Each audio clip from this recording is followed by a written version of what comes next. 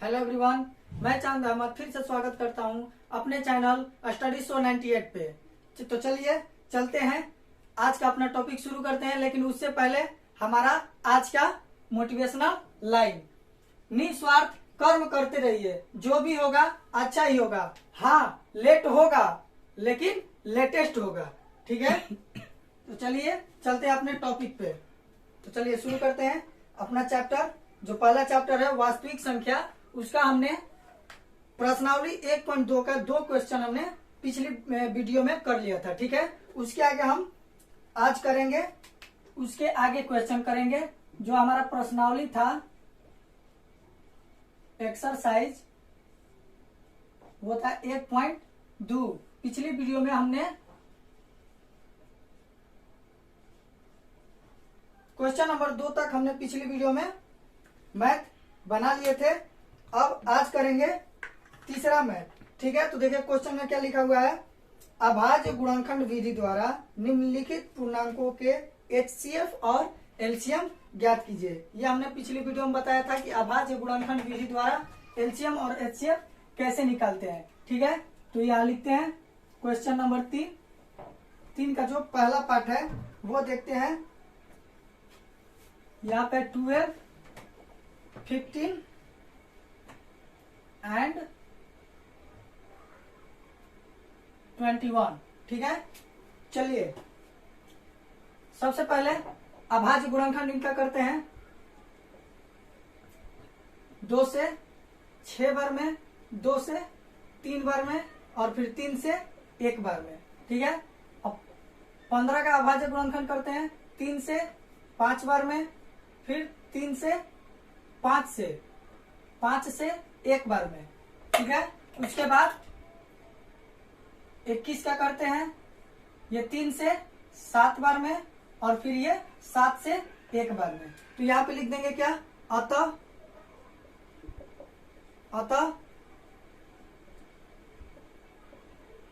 अभाज्य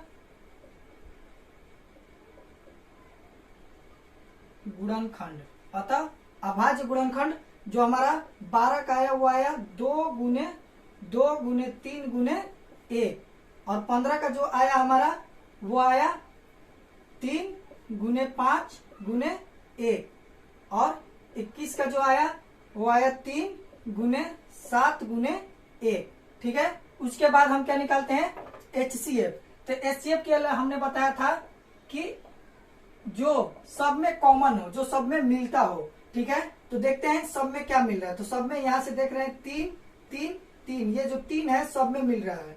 3 पहले वाले में है, दूसरे वाले में भी 3 है और तीसरे वाले में भी 3 है। तो यहाँ 3 ले लेंगे, फिर 1 1 1, तीनों में 1 है, 1 भी ले लेंगे।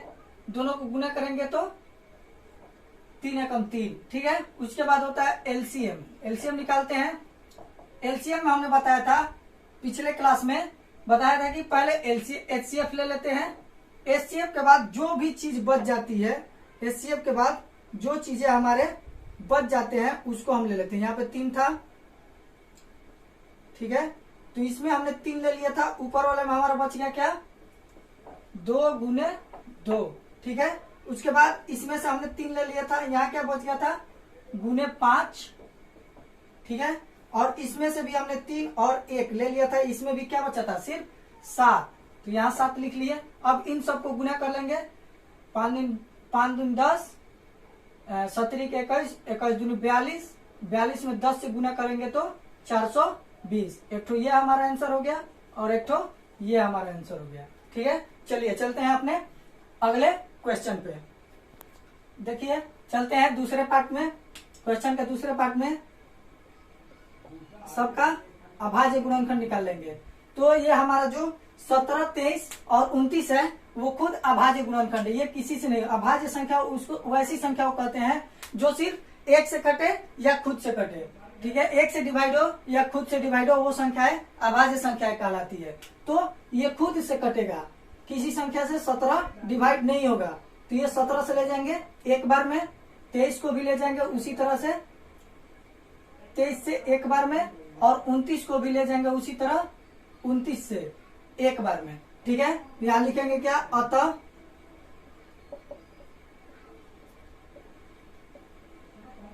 अभाज्य गुणनखंड। अतः अभाज्य गुणनखंड जो हुआ हमारा 17 का अभाज्य गुणनखंड आया 17 गुने 1। 23 का आया 23 गुने 1। 29 का 29 गुने 1। ठीक है, अब यहाँ हम HCF लिखते हैं। HCF क्या होता है हमारा, जो इन तीनों में कॉमन हो, जो इन तीनों में मिलता हो। तो इन तीनों में हमारा यहाँ 1 मिल रहा है। ठीक है, ये 1, इसमें भी 1 है, इसमें भी 1 है और इसमें भी 1 है, तीनों में 1 है। तो यहाँ एलसीएम क्या हो गया 1। और एलसीएम हमने बताया था, एलसीएम क्या बताया था, एचसीएफ ले लेते हैं और बाकी जो संख्या बचे रहते हैं उनको भी ले लेते हैं। तो इसमें बच गया है 17, इसमें बच गया है 23 और इसमें बच गया है 29। ठीक है, इतना दूर आपको समझ में आया। यहाँ जो एचसीएफ होता है वो भी ले लेते हैं, जो ये बचा है वो भी ले लेते हैं, और इसमें 23 बचा था और इसमें 29 बचा था। ठीक है, और इन सबको अगर हम गुना करते हैं, मल्टीप्लाई करते हैं, तो गुना करने के बाद यहाँ ऊपर लिख रहे हैं थोड़ा सा, गुना करने के बाद आएगा 11,339। ये हमने पहले से ही गुना करके रखा था। ठीक है, चलिए चलते हैं इसके नेक्स्ट पार्ट में। इधर बना लेते हैं नेक्स्ट पार्ट। अगला क्वेश्चन है इसका 8, 9 और 25। यहां लिख लेंगे थर्ड पार्ट, 8, 9 और 25। ठीक है, इनको हम अभाज्य गुणनखंड इनका करते हैं। 8 2 से ले जाएंगे 4 बार में, इसको ले जाएंगे फिर 2 से 2 बार में, फिर 2 से ले जाएंगे 1 बार में।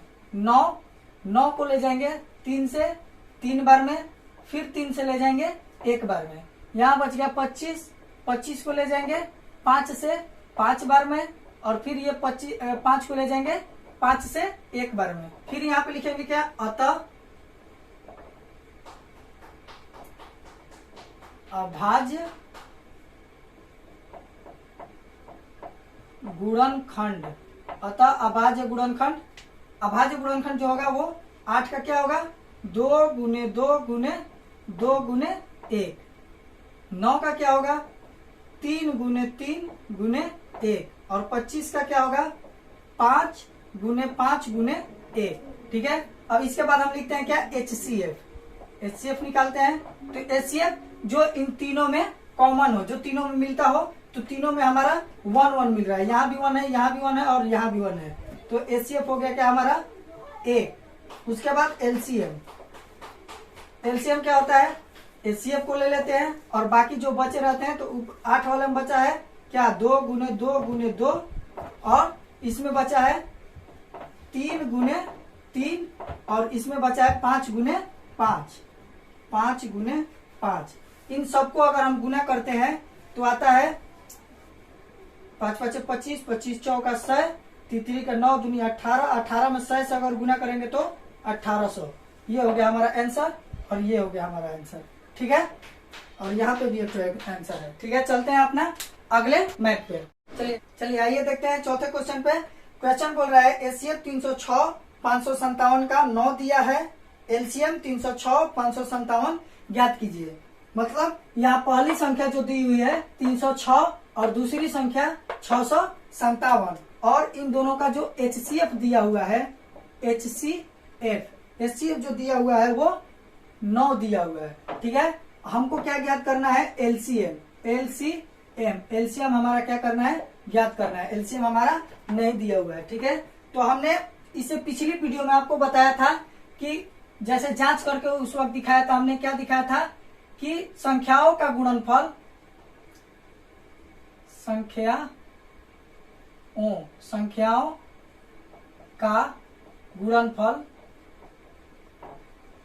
संख्याओं का गुणनफल बराबर हम बोले थे HCF गुने एलसीएम। पिछली वीडियो में क्वेश्चन नंबर 2 में हम ये बता रहे थे जब हम जांच कर रहे थे। तो ठीक है, तो ये फॉर्मूला वहीं पर लगेगा। हमने वहां बोला भी था कि ये इस फॉर्मूले का हम आगे यूज करेंगे, तो यही फॉर्मूला यहाँ पे हमारा लगेगा। तो वो चलते हैं सूत्र से अपना लगा लेते हैं। फॉर्मूला होता है पहली संख्या गुने दूसरी संख्या, पहली संख्या गुने दूसरी संख्या बराबर होता है HCF गुने LCM।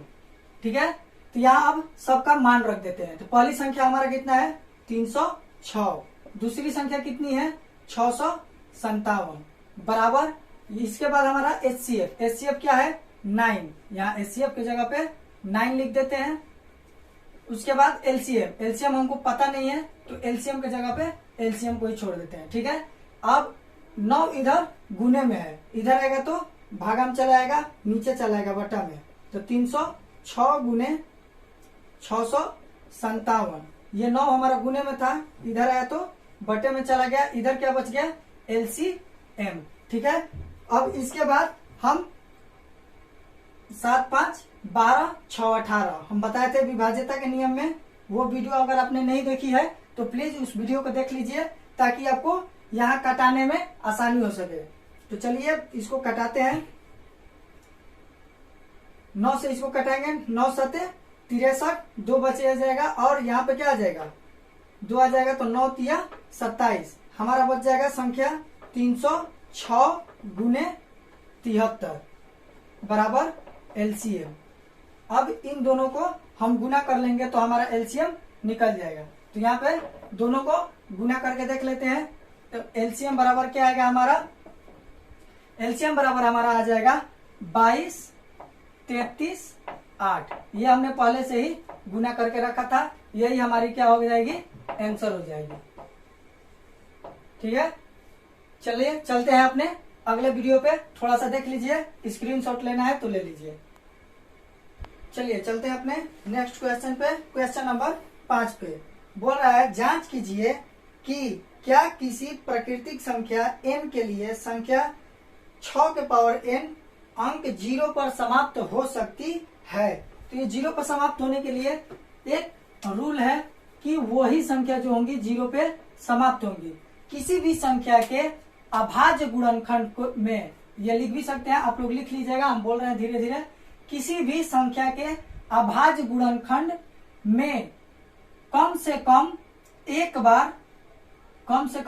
बार 2 गुने 5 आना अनिवार्य है, एकदम कंपल्सरी है कि 2 गुने 5 एक बार आना चाहिए। किसी भी संख्या के अभाज्य गुणनखंड में एक बार 2 गुने 5 आना चाहिए। अगर ये नहीं आएगा तो वो क्या होगा कि वो संख्या के कितना भी पावर अगर हम 0 रख देंगे, कितना भी पावर उसका रख देंगे 1 2 3 4, तो वो क्या होगी 0 पे खत्म नहीं होगी, 0 पे समाप्त नहीं होगी। उसी तरह से यहाँ भी बोला है कि 6 का पावर n क्या 0 पे समाप्त होगी। तो पहले हम क्या करेंगे, इस 6 का अभाज्य गुणनखंड करके देख लेंगे। तो 6 का अभाज्य गुणनखंड करेंगे, 2 से जाएगा 3 बार में और 3 से जाएगा 1 बार में। ठीक है, तो ये हमारा अभाज्य गुणनखंड क्या आया, यहाँ लिख सकते हैं अभाज्य गुणनखंड, अभाज्य गुणनखंड। ठीक है, अभाज्य गुणनखंड हमारा 6 का क्या आया, 6 का 2 गुने 3 गुने 1, यहाँ हमारे 2 गुने 5 के रूप का नहीं आया, 2 गुने 5 का रूप का नहीं आया। तो यहाँ हम लिख सकते हैं चूंकि 6 का अभाज्य गुणनखंड 2 गुने 5 के रूप का नहीं है, अर्थात 6 का पावर n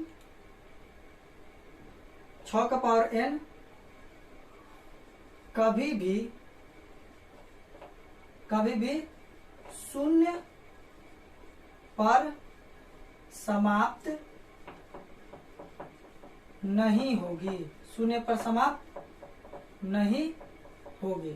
ठीक है, क्यों नहीं होगी यहाँ चेक भी कर सकते हैं। जैसे यहाँ 6 n यहाँ हमारा जो है क्या है, प्राकृतिक संख्या है। प्राकृतिक संख्या जो गिनती की संख्या होती है 1 2 3 4, हमने पहले वीडियो में बता दिया था।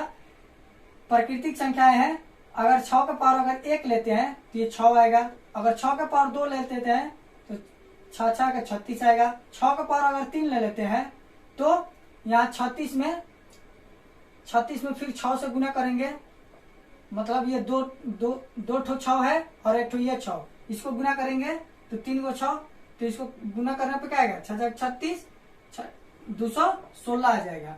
यह किसी भी संख्या में इकाई के स्थान पर मतलब समाप्त होगी ही नहीं, किसी भी संख्या में शून्य पे समाप्त नहीं होगी। ठीक है, चलिए चलते हैं अपने अगले वीडियो पे। चलिए चलते हैं नेक्स्ट क्वेश्चन पे। क्वेश्चन नंबर 6 बोल रहा है व्याख्या कीजिए कि 7 गुने 11 गुने 13 प्लस 13 और 7 गुने 6 गुने 5 गुने 4 गुने 3 गुने 2 गुने 1 प्लस 5 भाज्य संख्याएं हैं क्यों? भाज्य संख्या है क्यों? तो सबसे पहले हम जान लेते हैं कि भाज्य संख्या और अभाज्य संख्या किसे कहते हैं। भाज्य संख्या एक तरफ हो गया, एक तरफ अभाज्य संख्या। अभाज्य संख्या थोड़ा सा ऐसे ही समझाने के लिए ताकि मैथ वो जो क्वेश्चन नंबर 6 है वो समझ में आ जाए।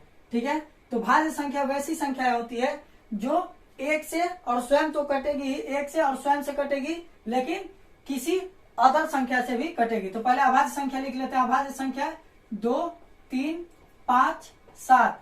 यह अभाज्य संख्या वैसी संख्या होती है जो सिर्फ खुद से और एक से डिवाइड होती है, खुद से कटेगी या तो एक से कटेगी। और ये जो हो गया 4 6 8 9 10, ये सारी संख्या जो होगी क्या होगी भाज्य संख्या है। ये वो संख्या है जो एक से भी डिवाइड होगी और खुद से भी डिवाइड होगी, मतलब 4 अगर है तो 4 एक से भी डिवाइड होगा, 4 से भी डिवाइड होगा और किसी अदर संख्या से भी डिवाइड होगा। अदर संख्या यहाँ पे 2 आ गया। अगर 6 लेंगे तो 6 किससे डिवाइड होगा, तो 1 से भी डिवाइड होगा, 6 से भी डिवाइड होगा, 2 से भी डिवाइड होगा और 3 से भी डिवाइड होगा। तो यहाँ पे अदर संख्या क्या आ गए 2 को अदर संख्या आ गए। और इसमें अभाज्य में या तो 1 से कटेगा या ये खुद से कटेगा 2 से। जैसे 5 भी लेंगे तो ये तो या 1 से कटेगा या फिर खुद से कटेगा, मतलब 5 से कटेगा। ठीक है, इसी पे हम अपना मैथ करते हैं।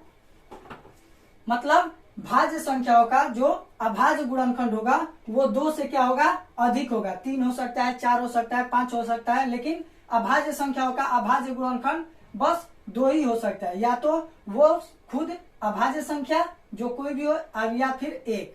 ठीक है, चलते हैं आगे। क्वेश्चन हमारा दिया है 7 गुने 11 गुने 13 प्लस 13।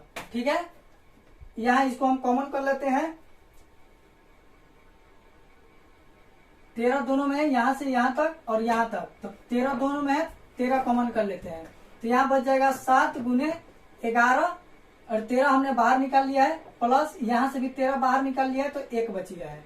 ठीक है, तो इसको लिखते हैं तो क्या आएगा 13, ये 11 सते 77 प्लस 1, फिर ये 77 और 1 क्या हो जाएगा 78। और कोष्ठ जब भी टूटता है, कोष्ठ के पीछे अगर कुछ मतलब सिंबल नहीं दिया है, जोड़ घटाव गुणा भागा कुछ का सिंबल नहीं दिया है, तो अगर कोष्ठ हटेगा तो वहां गुने के चिन्ह आएगी। ठीक है, तो 77 और 1 78। ठीक है, इस 78 में इसमें इन दोनों को गुना करें या इसके साथ हम 1 और लगा दे, कोई संख्या 1 लगा दे। 1 से भी गुना करेंगे तो उतना ही रहेगा। जैसे 5 गुने 6 तीसरी आएगा, और इसमें भी 5 गुने 6 हमारा पहले से था, इसमें हम गुने 1 लगा दिए तभी हमारा क्या आएगा तीसरी आएगा। तो इसीलिए हम यहाँ 1 खुद से लगा दिए, क्योंकि दिखाने के लिए कि इस संख्या का जो अभाज्य गुणनखंड आया है वो 2 से अधिक आया है। इसी प्रकार से दूसरा जो क्वेश्चन है, इसी में दूसरा पार्ट जो दिया है, क्या दिया है कि 7 गुने 6 गुने 5 गुने 4 गुने 3 गुने 2 गुने 1 प्लस 5। इन दोनों में भी 5 मिल रहा है, 5 को कॉमन कर लेते हैं। 5 को कॉमन कर लेंगे तो बचेगा 7 गुने 6 गुने 4 गुने 3 गुने 2 गुने 1 लिखना जरूरी नहीं, क्योंकि गुना करेंगे तो फिर वही आएगा, प्लस यहाँ 5 निकाले थे तो 1 बच गया। अब इसको हम गुना कर लेते हैं इसको गुना करेंगे हम, तो गुना करने पे हमारा आएगा 1008। आप लोग गुना कर लीजिएगा, हम पहले से करके रखे हैं, ठीक है। इन दोनों को अब ऐड करेंगे तो यहाँ भी कोष्ट टूटेगा, तो क्या आएगा, गुना का चिन्ह आएगा। 1008 और 1009 आ गया। इसमें भी हम खुद से 1 लगा सकते हैं, ठीक है। तो यहाँ लिखेंगे, यहाँ लिख सकते हैं हम, अतः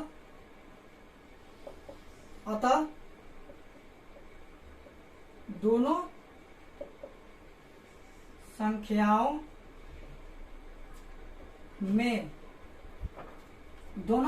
में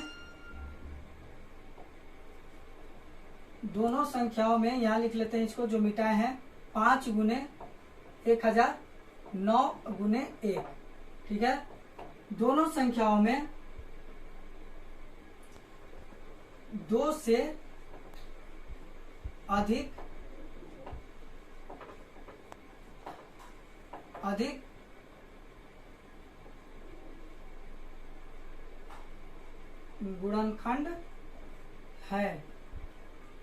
गुणनखंड है, इसीलिए ये दोनों संख्या जो होंगी क्या होगी, भाज्य होंगी। जैसे 7 गुने 11 गुने 13 प्लस 13 और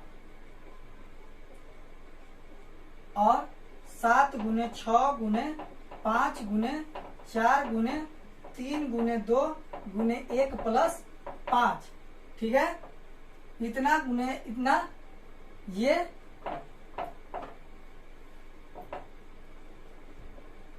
भाज्य संख्याएं होंगी, ठीक है। ये हो गया हमारा आंसर, ठीक है। चलिए चलते हैं अपने नेक्स्ट क्वेश्चन पे। चलिए चलते हैं हमने अपना लास्ट क्वेश्चन पे इस चैप्टर का। किसी खेल के मैदान में चारों ओर एक वृत्ताकार पथ है। इस मैदान का एक चक्कर लगाने में सोनिया को 18 मिनट लगते हैं, जबकि इसी मैदान का एक चक्कर लगाने में रवि को 12 मिनट लगते हैं। मान लीजिए वे दोनों एक ही स्थान से एक ही समय पर चलना प्रारंभ करके एक ही दिशा में चलते हैं, तो कितने समय बाद वे पुनः प्रारंभिक स्थान पे मिलेंगे। एक 12 मिनट लेता है और एक 18 मिनट, ठीक है। एक मान लीजिए क्वेश्चन नंबर 7, एक वृत्ताकार पथ है, ठीक है। यहाँ से मान लो वो दौड़ना शुरू करते हैं। कौन? यहाँ से सोनिया भी दौड़ती है, सोनिया है और रवि है। सोनिया, अगर मान लीजिए रवि भी है, रवि दोनों एक ही पॉइंट से एक ही समय पे एक ही दिशा में दौड़ना शुरू करते हैं, और पूछ रहा है कि वे जो रवि है वो 12 मिनट में एक चक्कर लगाता है और सोनिया 18 मिनट में एक चक्कर लगाती है। तो पूछ रहा है कि वे दोनों अगली बार अपने इसी बिंदु पे कब मिलेंगे, मतलब कम से कम कितने देर में वो मिल सकते हैं। पहली बार मिलेंगे तो वो कम से कम समय होगा, जब मिलेंगे तो पहली बार सबसे कम समय में, तो वही पहली बार मिलेंगे। तो ये यहाँ पे हम क्या निकालेंगे, HCF, क्योंकि एक चक्कर से मिलने में कम से कम समय लगेगा जब एक बार मिलेंगे। 2 बार मिलेंगे तो थोड़ा सा ज्यादा समय लगेगा, 3 बार मिलेंगे तो थोड़ा और ज्यादा समय लगेगा। तो यहाँ बात हो रही है कम से कम की, और हमने बोला है कि जब भी कम से कम की बात आए या छोटी से छोटी की बात आए तो हमें क्या निकालना होता है, HCF निकालना, LCM निकालना होता है। तो हम यहाँ इन दोनों का क्या निकाल लेंगे, LCM निकाल लेंगे, ठीक है। तो दोनों को एक ही में रख देते हैं, LCM ऐसे भी निकाला जाता है, एक ही में रख कर निकाल लेते हैं। दोनों का LCM 2 से ले जाएंगे 6 बार में, 2 से 9 बार में, फिर 3 से ले जाएंगे 2 बार में और 3 से 3 बार में। अब क्या करेंगे, इन दोनों को क्या कर देंगे, गुना कर देंगे। तो गुना कर देंगे 2 गुने, यहाँ LCM लिख सकते हैं, LCM बराबर, यहाँ LCM बराबर लिखने के बाद लिख देंगे 2 गुने 3 गुने 2 गुने 3, गुना करेंगे तो 3 दूनी 6, 3 दूनी 6, 6 का 36 आ गया, ठीक है। तो यहाँ वो जो उनका मिलने का समय होगा वो 36 मिनट होगा, 36 मिनट, ये हमारा आंसर हो जाएगा, ठीक है। अगर आपको ये हमारी वीडियो अच्छी लगी और हमारे समझाने का तरीका अच्छा लगा तो प्लीज हमारे चैनल को सब्सक्राइब कीजिए।